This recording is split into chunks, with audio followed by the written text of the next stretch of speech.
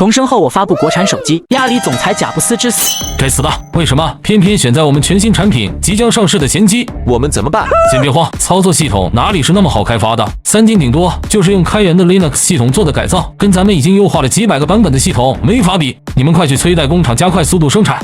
全球最大的代工厂是三金的红星电子，我们因为跟他有仇，没敢在他那下单。其他的代工厂无论是技术和规模，都差了红星电子10几倍。这次我们恐怕赶不及了。没有了三金的资源，贾布斯才发现搞产品原来这么难。算了，赶紧去找基金会的人商量对策，一定要对夏威手机进行狠狠的制裁，绝对不能让他进来抢我们的市场。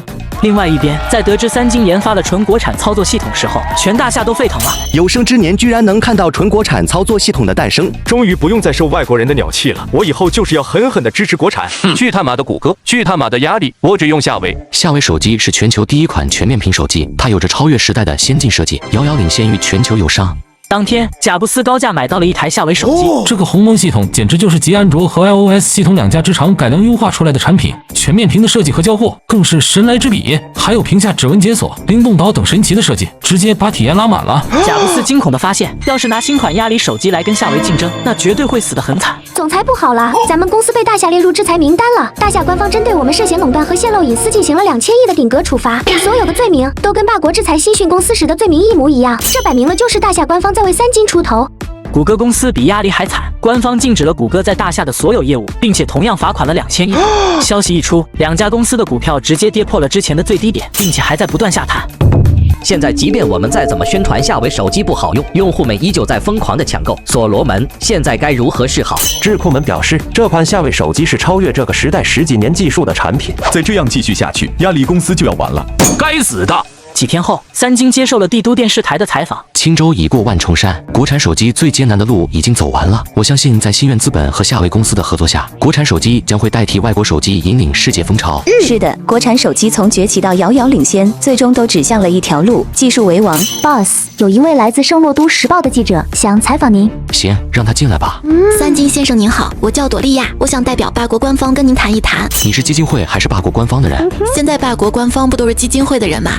有屁快放！夏威公司的实际控制人是金总您对吧？一个小小的手机公司而已，不值一提。不只是小手机公司吧？夏威公司跟鸿蒙实验室合作研发了诸多新项目，包括芯片、操作系统、通讯技术、云服务等等，这些可都是未来各个国家的必争高科技。三金眼神微眯，没想到对方探查得如此清楚。三金先生，我开门见山吧，霸国能够提供给您更大的舞台，基金会才是最适合您的地方。只要您愿意，您的鸿蒙会甚至可以跟基金会同时存在。您在霸国上市公司的所有制裁全部撤回，以后您的路将畅通无阻。呵呵，代价是什么？我们希望金总将鸿蒙实验室迁往霸国。基金会真的很搞笑，都拉拢我多少次了，怎么还不死心？这一次，他们甚至愿意承认我的鸿蒙会，愿意让我跟基金会并驾齐驱。你知道这意味着什么吗？意味着什么？意味着只有自己强大，才能掌控命运。所以，我还是选择拒绝。难不成你想要一辈子织窝在大夏发展吗？难不成你想所有的公司只要出海就会被制裁吗？你说的没错，大夏现在的确不如霸国，但你听没听过这样一句话？什么话？为什么我的眼里常含泪水？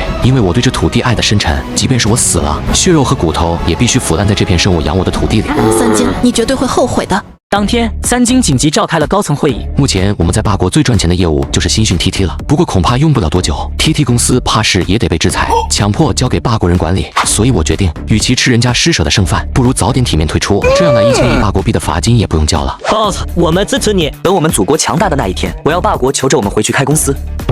总裁，现在渠道商全都跑去卖夏威手机了，另外股价已经跌到冰点了，很多股民都跑去港股那边买夏威的股票了。老板，咱们现在怎么办啊？三金的这个新系统分明就是抄袭我们 iOS 的，还抄了安卓系统，你们没让法务部去告他吗？告了，但是没用。三金有 iOS 和安卓系统的专利授权，我们拿它没办法。